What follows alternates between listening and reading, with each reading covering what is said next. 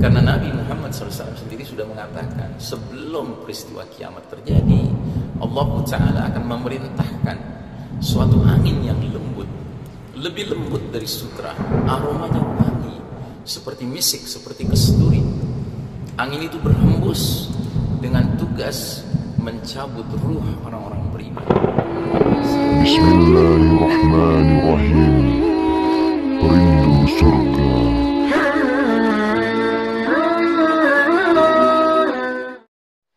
Allah Subhanahu wa taala berfirman, ba'da a'udzubillahi minasyaitonir rajim, yas'alukan nasu 'anis sa'ah qul innama 'ilmuha indallah wa ma yudrika la'alla as-sa'ata takunu qaribah.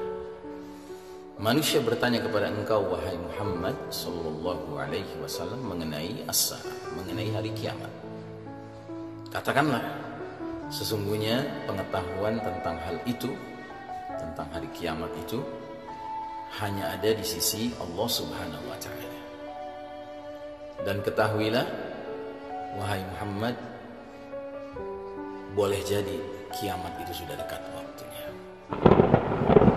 Jamaah sekalian rahimakumullah, kaum musyrikin Quraisy sewaktu Nabi Muhammad sallallahu alaihi wasallam diutus di kota Makkah, mereka meyakini kehidupan itu hanyalah di dunia belaka.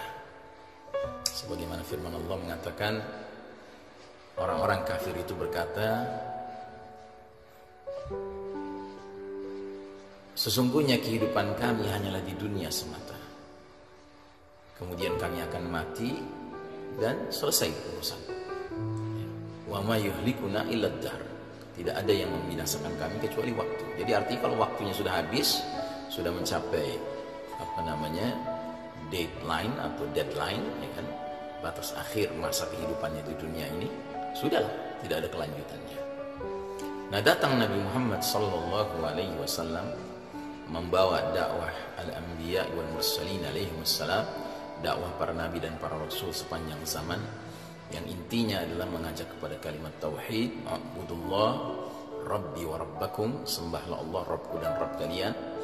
Maka di dalam dakwah tauhid secara otomatis ada dakwah untuk mengimani akan datangnya yaumul akhir, al-imanu bil yaumil akhir. Dan mengimani yaumil akhir, mau tidak mau mengimani datangnya as-sa'ah, the hour, ya, hari kiamat, the day of total destruction of the whole universe by the will of the Almighty, the Creator, Allah Subhanahu wa ta'ala.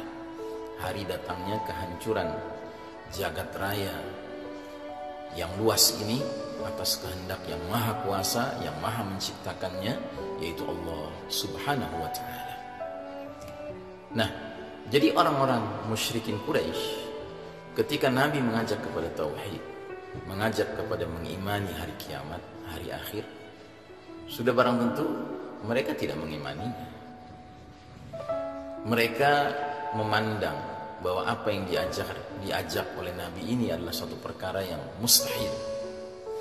Kehidupan hanyalah di dunia belaka. Karenanya ketika Allah Ta'ala mengabadikan yas'alukan nasu anis sa'ah, manusia bertanya kepada engkau tentang kiamat, kapan kejadian kiamat itu? Sesungguhnya ini adalah pertanyaan yang sudah dilandasi oleh keingkaran akan datangnya hari kiamat. Yang artinya apa? Artinya bahwa kaum musyrikin sesungguhnya tidak menyampaikan pertanyaan yang mengandung kejujuran, ingin mencari ilmu, ingin mencari kebenaran. Tapi ini pertanyaan sudah mengandung unsur istihza, mengolok-olok, mengejek Nabi Muhammad sallallahu alaihi wasallam dan apa yang dia serukan. Karenanya Allah Ta'ala memerintahkan kepada Nabi kita, qul innama ilmuha indallah, katakanlah, sesungguhnya pengetahuan tentang as-sa'ah, tentang kapannya, tahunnya, tanggalnya, bulan berlangsungnya, semata hanya Allah Ta'ala yang miliki. Jadi tidak ada siapapun selain Allah Ta'ala yang memiliki pengetahuan tentang terjadinya as-sa'ah, terjadinya the hour, hari kiamat. Tidak ada. termasuk Nabi Muhammad SAW pun tidak tahu naud kapan kiamat akan terjadi. Tidak ada satu hadis pun menyebutkan tahun, bulan, apalagi tanggal terjadinya hari kiamat. Kalaupun ada hadis yang menyebutkan kapan terjadinya kiamat, itulah hadis riwayat Imam Al-Bukhari, hadis sahih yang sebatas menyebutkan harinya. Kurang lebih hadis itu bermakna tidak ada hari di mana matahari bersinar lebih baik daripada Yaumul Jum'ah, hari Jumat. Pada hari itulah Allah Ta'ala menciptakan Adam alaihissalam. Pada hari itulah Allah menempatkan Adam alaihissalam fil jannah, di jannah. Pada hari itulah Allah Ta'ala mengutuskan Adam keluar dari jannah. Pada hari itulah Allah Ta'ala menerima taubatnya Adam alaihissalam. Pada hari itulah Allah Ta'ala mengembalikan Adam masuk ke dalam jannah. Dan pada hari itulah tegaknya as-sa'ah, hari kiamat.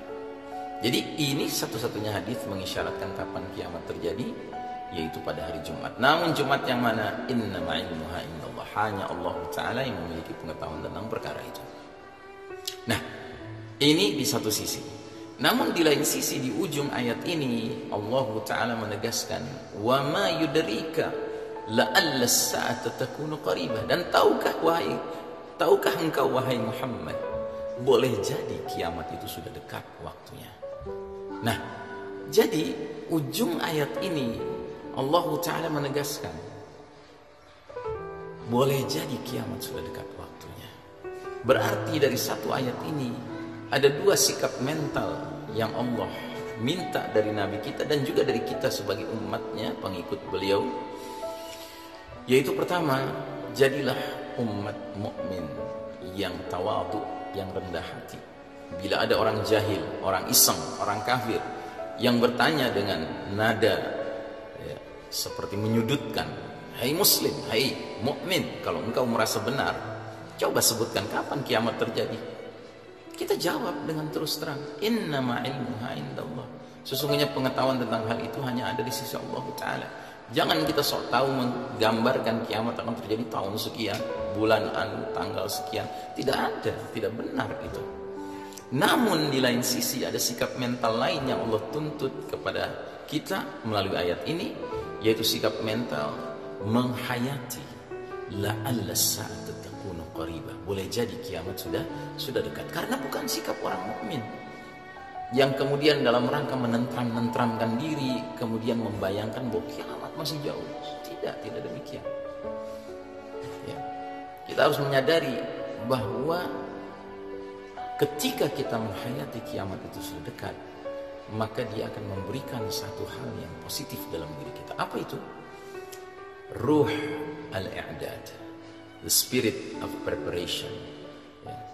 Spirit untuk mempersiapkan diri, mempersiapkan keluarga kita menghadapi peristiwa yang dahsyat tersebut. Tentu kita tidak berharap mengalami peristiwa kiamat, dan insya Allah orang mukmin tidak mengalami peristiwa kiamat. Kenapa? Karena Nabi Muhammad SAW sendiri sudah mengatakan, sebelum peristiwa kiamat terjadi, Allah Ta'ala akan memerintahkan suatu angin yang lembut, lebih lembut dari sutra, aromanya wangi, seperti misik, seperti kesturi. Angin itu berhembus dengan tugas mencabut ruh orang-orang beriman, sampai yang imannya tinggal seberat biji zarrah, seberat biji atom. Asalkan dia beriman, Allah akan wafatkan dengan angin itu, sehingga yang tersisa nanti tinggallah syirarin nas, orang-orang yang paling buruk, orang-orang yang paling jahat, orang-orang kafir 24 karat. Mereka akan melakukan aneka kemungkaran, sehingga Allah takdirkan mereka akan mengalami dahsyatnya as-sa'ah, hari kiamat. Jadi alhamdulillah kita tidak akan mengalami hari kiamat. Namun kita harus menyadari bahwa semakin dekat kiamat terjadi, tentunya akan terjadi banyak sekali huru-hara akhir zaman, huru-hara menjelang kiamat. Dan kita harus mempersiapkan diri menghadapinya. Karenanya saudaraku rahimakumullah, di dalam pembahasan era fitnah gelap gulita menjelang dukhan ini, kita akan mencoba membangun dalam diri kita sensitivitas atau sense of crisis, bahwasanya dunia ini sudah senja umurnya. Kita sudah berada dalam masa-masa yang luar biasa. Bahkan hari-hari sekarang ini pun kita merasakan Kita tidak pernah terbayang kita mengalami apa yang kita alami sekarang ini, di mana kita kemudian harus dihalau dari rumah-rumah Allah. La haula wala quwata illa billah. Kita harus menjadi seolah-olah pasif, tidak bisa beraktivitas keluar dari rumah kita. Kita menjadi seolah-olah berada dalam kungkungan yang kita buat sendiri dengan alasan-alasan sendiri. Padahal ini tidak pernah terbayang. Jangankan sekian belas tahun yang lalu, bahkan sekian bulan yang lalu saja tidak terbayang hal ini. Karenanya saudaraku rahimakumullah, mari kita menghayati apa yang kita alami ini sebagai bentuk sinyal-sinyal dari Allah Subhanahu wa taala yang ingin mempersiapkan diri kita untuk menghadapi fitnah demi fitnah yang semakin berat ke depan ini, ya. Dan kalau kami mengatakan fitnah demi fitnah akan semakin berat, ini bukan dalam rangka menakut-nakuti, tidak, tapi dalam rangka let's be honest. Ayo kita menjadi orang-orang yang jujur, yang menyadari bahwa memang begitulah tabiatnya dunia ini. Ketika dia sudah semakin senja umurnya, kita akan menyaksikan banyak fitan, ya, sebagaimana sabda Nabi dalam hadisnya yang akan sering kita angkat, badiru bil a'mali fitanan kaqita'il lailil muslim. Ya, bersegeralah kalian beramal sebelum datangnya banyak fitnah seperti malam yang gelap gulita. Nah, jadi saudaraku rahimakumullah, jangankan kita yang hidup sekarang di tahun 1441 Hijriah, ya, sedangkan di zaman Nabi SAW ada sahabat suatu ketika keluar rumahnya, tiba-tiba di kejauhan dia melihat ada asap membumbung, ya, kabut membumbung, kabut asap, ya. Apa yang dia lakukan? Dia segera berkeliling menggedor rumah-rumah sahabat-sahabat tetangga-tetangganya seraya berteriak-teriak, ad-dukhan, ad-dukhan, ad-dukhan. Artinya asap-asap, kabut-kabut, ya. Kemudian para tetangganya ini berkeluaran dan kemudian mereka mengerumuni, ya, sahabat ini, berdiri di sekelilingnya. Kemudian mereka bertanya, ada apa? Dia tunjuk di kejauhan dukhan, asap itu. Dia teriak lagi, ad-dukhan, katanya. Mereka bertanya, ada apa dengan asap itu? Maka sahabat ini yang heran, dia yang balik bertanya, tidakkah kalian ingat di antara pesan Nabi SAW mengenai alamatus sa'ah adalah munculnya ad-dukhan? La haula wala quwata illa billah. Itu sahabat masih hidup bersama Nabi. Dia menghayati satu peristiwa, satu fenomena, langsung dia kaitkan dengan alamatus sa'ah, tanda-tanda kiamat. Dan jangan salah, ad-dukhan termasuk min alamatil kubra, tanda-tanda besar. Dia bukan alamatus sughra, tanda-tanda kecil, yang padahal di dalam ilmu akhir zaman kita akan pelajari bahwa alamatul kubra yang jumlahnya terbatas hanya 10 itu hanya akan muncul ketika kiamat sudah dekat sekali akan terjadi.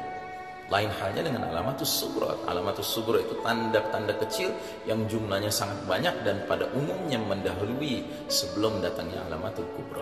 Jadi bayangkan, masih hidup bersama Nabi SAW saja ada sahabat yang ketika melihat sebuah fenomena alam, dia langsung kaitkan dengan alamatus sa'ah, tanda-tanda kiamat, dan bukan sembarang tanda-tanda kiamat, tapi bahkan min alamatil kubra, di antara tanda-tanda besar, yaitu ad-dukhan.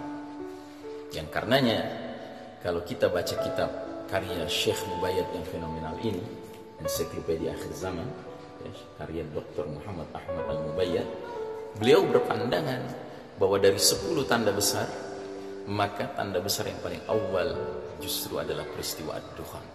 Dan memang dunia dengan segala kondisinya sekarang ini sudah berada dalam ciri-ciri keadaan yang tampaknya ad-dukhan tidak terlalu lama lagi akan terjadi. Ad-dukhan is already around the corner. Tampaknya ad-dukhan sudah di pengkolan jalan.